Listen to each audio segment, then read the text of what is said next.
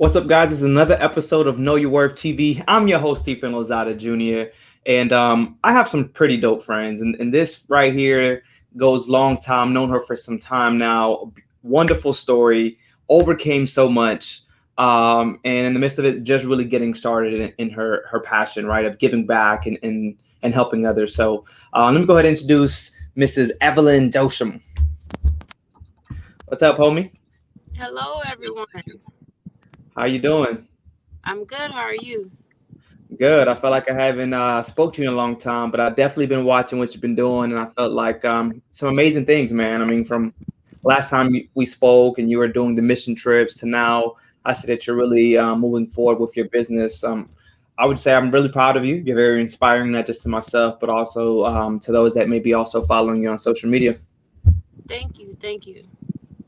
So let's get started. We only got 30 minutes. I don't want to take up too much of your time. I thank you. I see you hit me up, said, listen, I'm about to pull over, go live. So thank you for go ahead and doing that for me as well. No. Um, but tell me how it all got started. I'm right now. Let's kind of start where you're at today, the perfect occasion. How did it all come about for you? The perfect occasion came about. Me and another friend of mine in college, we always enjoyed like doing party planning. So it started off with us doing like a graduation party for one of our college friends, and so we kind of realized like, yo, we enjoyed this. So moving forward after college, we all took a different path in exploring our field of study, but we always kind of go back to like event planning. So every now and then I've gotten, like, hey, Ev, can you do a baby shower, or birthday? A friend was getting married and was on a budget and asked if we could assist her with the wedding. And so after doing it for a while on behalf of favors, we were just like, hey, let's put a name to this and make it something that creates revenue. So we brainstormed for a while and was thinking of a name, and we thought of the perfect occasion. Um, and so through a mentor named Misty Miyoto, I had a birthday party at her house. I want to say that was last year. And we kind of set some goals and plans in place and Mhm. um, decided to hit the ground going and like, hey, let's do this and let's be focused and move How forward. long have you been doing it already? Since 2000, we've been doing event planning since 2015, but functioning under the name since 2019. Okay. So obviously you kind of were just doing it more of from favors. You knew there was a passion there, but you really didn't establish it into a business. What made you feel like this is the time? Was there something that kind of just struck you and said, you know what, I need to move forward with it? Um, I would say just people in my surroundings. I was just like, hey, Ev, you have a passion for this. You're good at this. Put a name to it and get revenue from it. So I was like, okay, cool. I mean, it does put a different level of pressure when people are paying you to do something versus like, hey, you to decorate, I got you. But yeah, so it was just a push of people within our surrounding and our inner circles that would, like, you guys should do this. That's amazing. That's a good, group of people that you have surrounding you. Usually people be like, nah, man, you're crazy, but your friends have really pushed you to take it to the next level. So definitely great group of friends that you have. What are some of the things that you've, in a sense of starting that business, that you've been able to kind of understand a little bit better that maybe were challenges to you that you didn't even know existed in starting a business? Um, Good question. Or has there any been challenges? Do you feel like it's kind of been smooth sailing for you? Were you kind of prepared for it? I know you've done a lot of different things in the past, but was it an easy transition for you to kind of get started into the entrepreneurship world? Well, I'm not doing this full time. I am a second grade teacher. So, if anything, Hmm. I would say what's challenging is the demands of both teaching and being an event planner. Outside of that, I would say, if anybody know me, just my heart is always to give and to help people. So Hmm. I would say once I took this on and had to create packages and price people and know my prices, that was the biggest thing because all I know is to give. Like all I know is to, oh, I'll do it for free. Oh, you're my friend, you get a discount. So the biggest challenge challenge for me taking this on to, as a business, and to be taken seriously was like, what is my prices? Like, what am I worth to charge someone to put on a wedding or a baby shower or a social event? Because just, who I am is just always giving back to community and helping people, um, and doing something that puts a smile on other people's face just makes me happy. So I would say my biggest challenge when I came into this was my price points. No, I get you. People like yourself that are kind, and I've also experienced it as well. Where even doing T-shirts, where I feel sometimes like, am I pricing too high for my friends? But we obviously have to know our worth and understand our value, and so do our friends need to respect that as well. That our time is so valuable. I'm not saying that we don't still give back, because I'm pretty sure you're still out here giving back. Definitely. And while we're talking about giving back, I also want to kind of highlight the mission trips that you've done. Can you talk about the mission trips that you've done in the past, why you've done those mission trips, and how it's also changed your life? Yeah. Well, mission trip came about from a college buddy of mine's, LC Jean Baptiste. We were in college together at Southern University. Hmm. For a few people that know my story, know that I aged out of foster care at age 18. And I went on a journey to search for my family. I was inspired to do so after watching the movie Antoine Fisher. And for a couple of years, and through a mentor named Dina John, she connected some dots for me, and was able to give me access to some records to find out the biological name of my father, my mom, siblings. So there, I took a journey with, just searching for my family. And long story short, while I was in college, through Facebook, I ended up finding a relative on Facebook that had the same last name as mine. So we started to, chat and exchange information. So he kind of told me, hey, look at my friends list, see if anyone looks familiar. Um, and that led into me finding a gentleman that was very similar, had similar features to my brother that I know and grew up with, which was Jesse. And so I decided to send a message to that individual, and come to find out we're cousins. His dad and my dad are brothers. And I decided to message that individual, and come to find out that person was my biological brother living in Haiti. So that opened up the door for me to take a trip due to my friend in college. Her sister at the time was coordinating a diverse group of individuals to join her to go to Haiti. Hmm. Um, Even though I am a native Haitian, born and raised here in Orlando, Florida, I do not know the language. So even though I found Yeah, my biological dad, I was afraid to go off to Haiti by myself. So it was a perfect opportunity to do that with a team of people that I felt safe with. Um, correct. so that was back in, I can't even remember what year that was. I think 2012, because it was 2 years after the earthquake that happened there. And so taking that first missions trip is what embarked in me the reality, like, I don't have to have that victim mentality anymore of like, woe is Yeah, me. I grew up in foster care from 7 to 18. I'm now in a country where I'm seeing like, man, this is what an orphan look like. Like, an orphan in the States living good, like it's not compared to what what someone here is facing, poverty. And so it yeah, just so made you after feel that, more grateful. huh? Where you just felt more grateful because of the experience that you may have had and what you were seeing out in Haiti. Definitely, definitely. And ever since then, that's when I've been going back, whether it was by myself or whether it was with a team.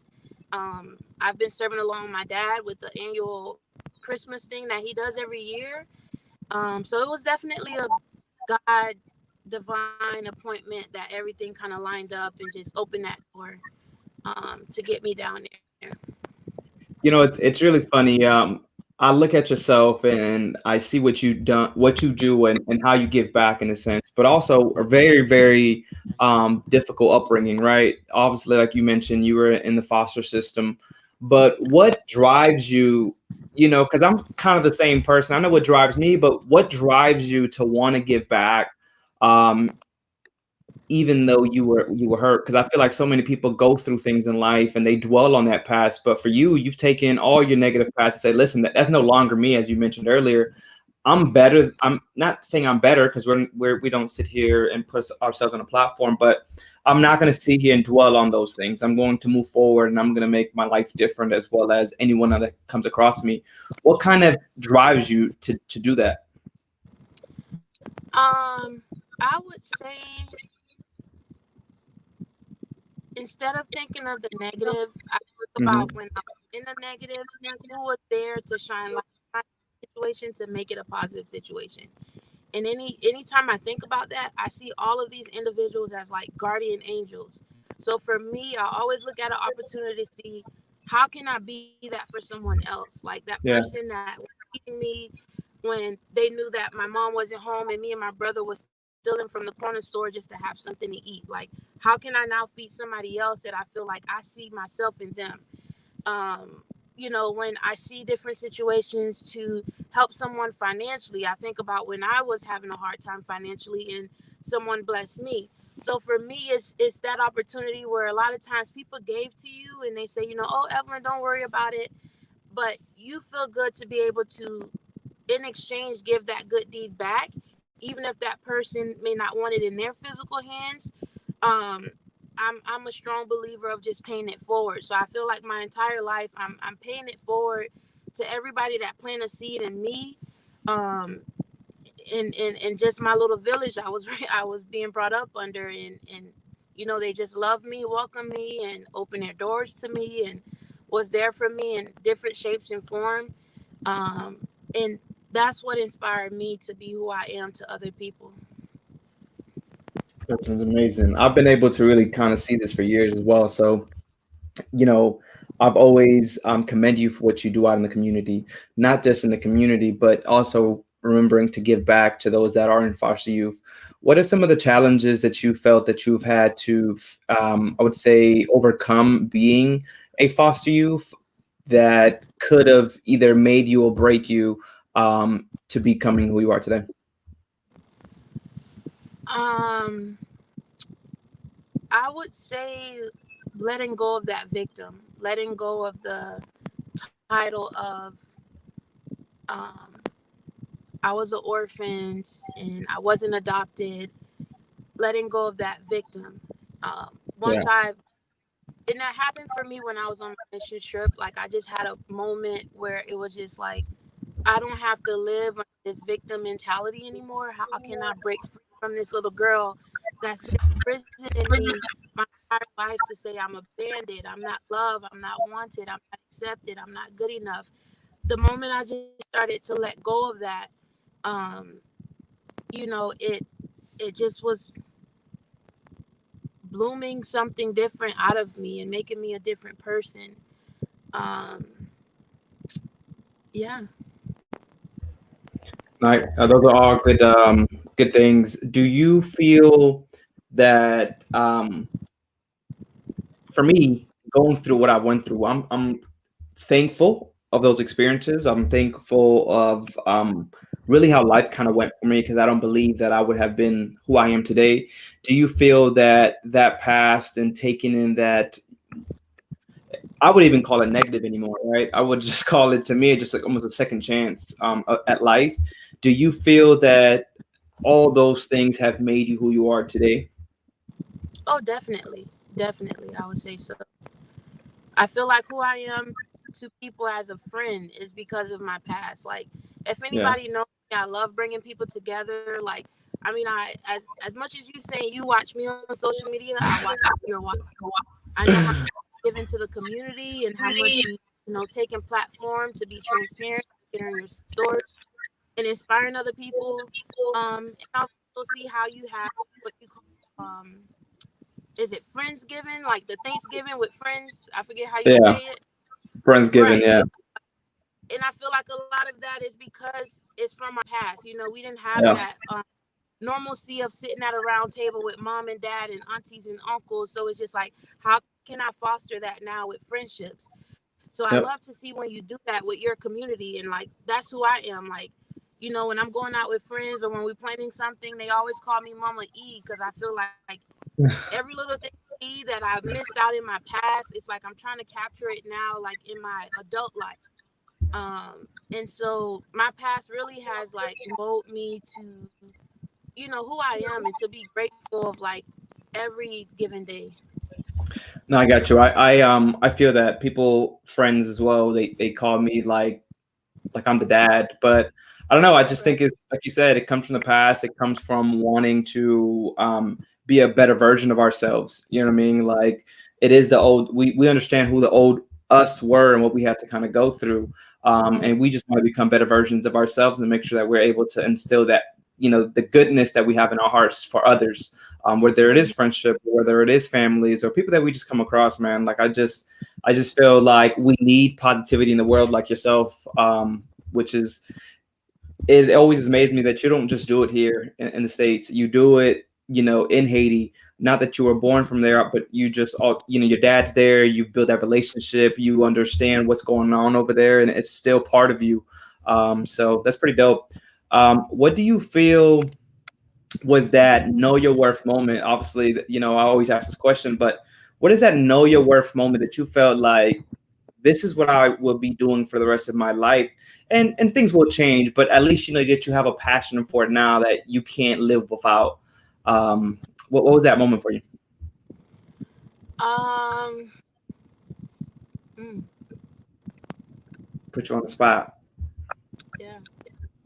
Uh, I mean, do you feel like it was because I mean, one of the things that I've seen you, maybe this may be something that kind of ignites that know your worth moment, is being able to put on the whole Haiti trips that you have to have others that may never have been able to experience something like that, and starting this mission trip. Would you feel that that was maybe one of your moments? I'm glad you mentioned that. It was because I remember when I first went on a mission trip that was Mhm. under the leadership of someone else. Then when I wanted to do it, I had all type of pushback of like, "Are you Yeah. crazy? You don't speak language. You just met your family there. You know, trust going there and leading other people with you." But I'm that type of person. I have an ironic vision or idea in me, just like, I don't know if some of you all saw a Mother's Day brunch that just took place this past Saturday. The vision came to me and I hit the ground running and I was like, hey, who want to sponsor this with me and do it with me? That's how I saw the mission trip opportunity. And so it took me taking on challenges that felt bigger than me. Then once it didn't defeat me, but I was able to overcome it and do it, I'm like, I know my worth. Like I led a missions trip. I've led teams, not knowing the lick of Creole, not knowing the language, and I had all type of fears on the inside of me, but we all came back Hmm. safe and full and whole. So being able to do things that I felt like I wasn't capable of doing, because I mean I heard that my entire life, you'll never Yeah. graduate, you'll never be this, you'll never be that. Somebody told me like you cannot lead this trip to Haiti. You know, you don't know the language. And I did it regardless with those that trust me, even though I didn't know the language, and thank God I had a translator. And once we did it, it was like I know my worth and I cannot let someone else define that for me. I There you had to go. find it. No, that's all good stuff. So some of the things that you mentioned on, and I kind of want to you to elaborate on it. One would be you spoke about the mental space, right? On how so many people growing up told you what you were not able to do.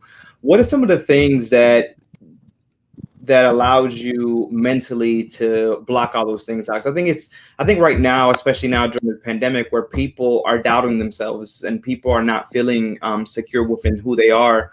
What are some of the tips and tricks that you felt has maybe has helped you to block out those people, those negative people that are saying things that you're not able to do, or those doubters?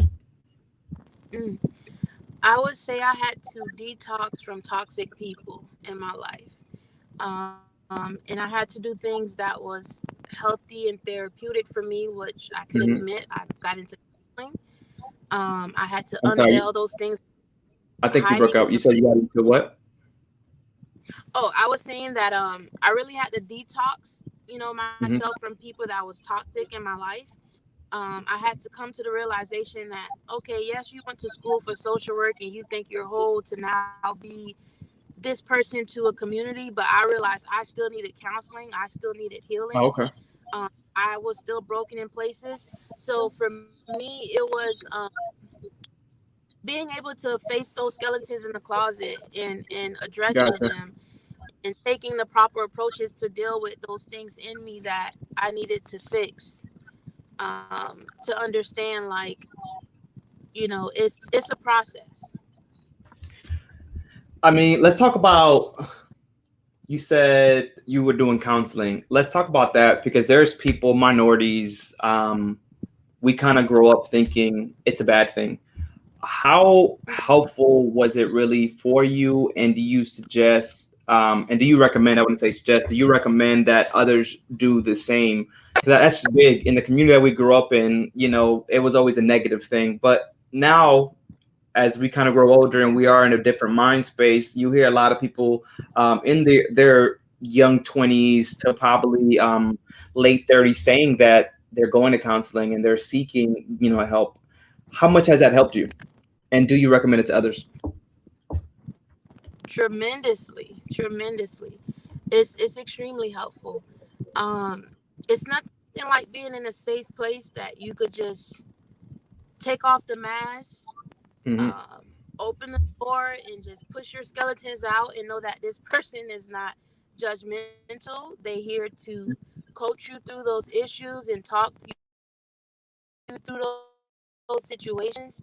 Um, it's very therapeutic. I realized I had hit a place where I needed it because I was doing other things in life to cope with what was bringing me to a place of depression and borderline suicidal thoughts, and just was going in cycles and motions in my life. And it really took me meeting someone one day that told me they were going through this program, this counseling program, and I was like, you know what, like, when I was in foster care, it was given to me for free. But I was in that moment where I really didn't want to deal with the questions that was being asked because I didn't want to revisit those emotions. So it's like now I'm in my late mid 20s, and I'm like, oh, okay, now I see why this counselor was trying to ask me this. If I dealt with this back then, I wouldn't be dealing it now. So that's when I was like, counseling is helpful. Like, it's definitely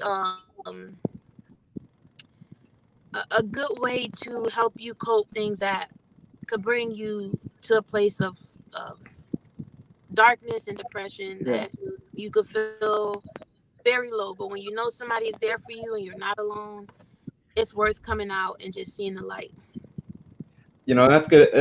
I'm happy that you've kind of even spoke about the counseling because I think such as yourself, you're such a given person.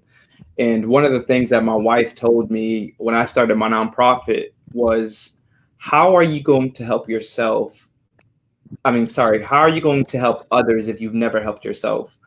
And when she said that, it was just like, wow, it opened my eyes. Like, you're right. And we're in spaces because of our past that we're so given sometimes that we forget our own selves, that we forget who we are. We forget, and this because we tried to block out that past. So I'm happy. I commend you for going and doing it. And hopefully you guys that are watching that may feel that you're in a similar situation that you do take up on counseling. I'm a believer in it. I believe that um, it helps, a lot. We were raised to think it was a negative thing, but we were also raised to think so many Right. different things were negative for us, or we never really got to see it ourselves or go through it ourselves. And some people may have no idea about it. So people like yourself that do talk about it more and kind of bring it to light, hopefully it helps someone else and inspire someone to kind of do those same things. um, we'll kind of end it more on a positive note. We kind of wrap up here. Talk about this past Mother's Day. What made you think like I need to do a Mother's Day event? Was it just to kind of get awareness out to mothers and celebrate them a little bit more? Because there's not a lot of days for women to be celebrated. So what was the reasoning behind starting this event? I'm pretty sure it's not the last time that we see it.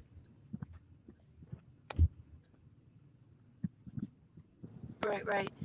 Um, it came about through transparent conversations with some of my friends that are mothers, are married, Hmm. how the pandemic hit a lot of people, put a lot of stress on families and homes.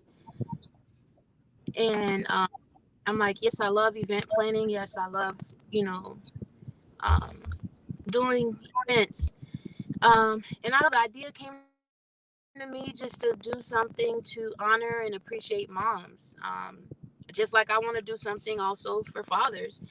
And so I just kind of talked that out with some of my friends that also does event planning and has a company that does rentals. And I just pitched the idea with them, and I was like, hey, I can't do this alone. Like, would you guys back me up with this? I kind of have this vision to do X, Y, and Z. And they were like, hey, let's do it.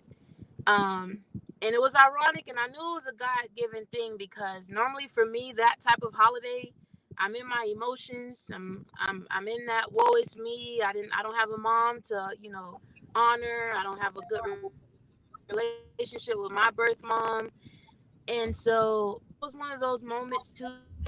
As you asked me a question, it was one of those moments too, where it's like I know my worth. During that event, Ukraine, to not cry, to not feel any little bit of victim in me, or to not feel any envious or jealous of any Yeah. mother or any family that came to that site, that venue site, children and family. I knew that I've overcame that victim little girl because That's good. anything that's holiday related, I'm just off in the corner dealing with my emotions and all of that. And I was like, oh God, you want me to do it?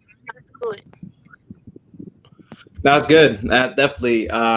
It just also shows growth. It shows how you've been able to grow so much as an individual, and that's what we strive for. Is to make sure that we're growing as individuals, and that in itself kind of shows the growth in you. As someone that was in the foster youth system, someone that is, as a woman, just kind of shows a lot of growth. Um, but for those that are watching, because we are kind of in the same boat when it comes to me being adopted, you being a foster youth, I love that you're an advocate for it. And whenever I get the chance to really speak on it, I'm definitely always speaking on it because I felt that um, it allowed me to become who I am today. I always feel that being adopted was a second chance for me in life. It allowed me to go through things in life that maybe I wouldn't have gone through if I was with my mom. It could also save me from a lot of things, right? So that's just how I take it into context. But for those that are watching, Eveline, that may have gone through the shoes that we've been through, what kind of advice can you provide them, whether they're adopted or in the foster system?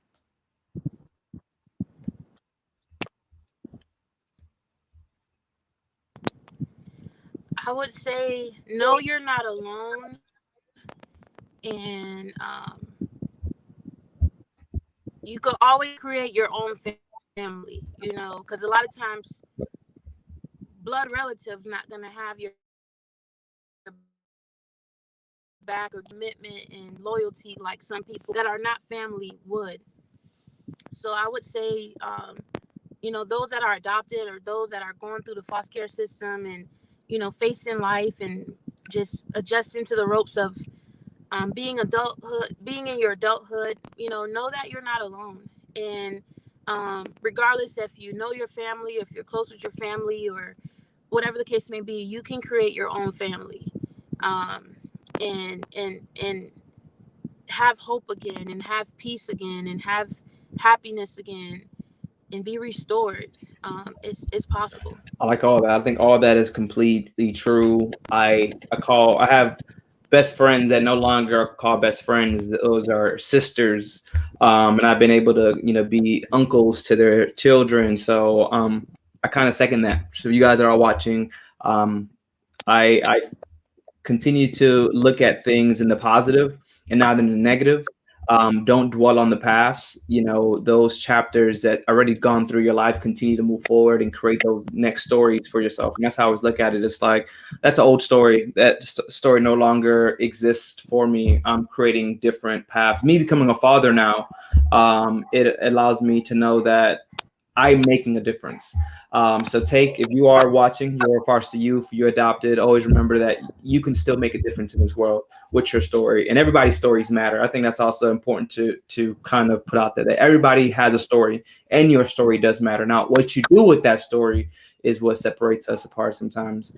Um, but Eveline, I appreciate it. Where can someone that may want to book you for a an event, where can they find you at?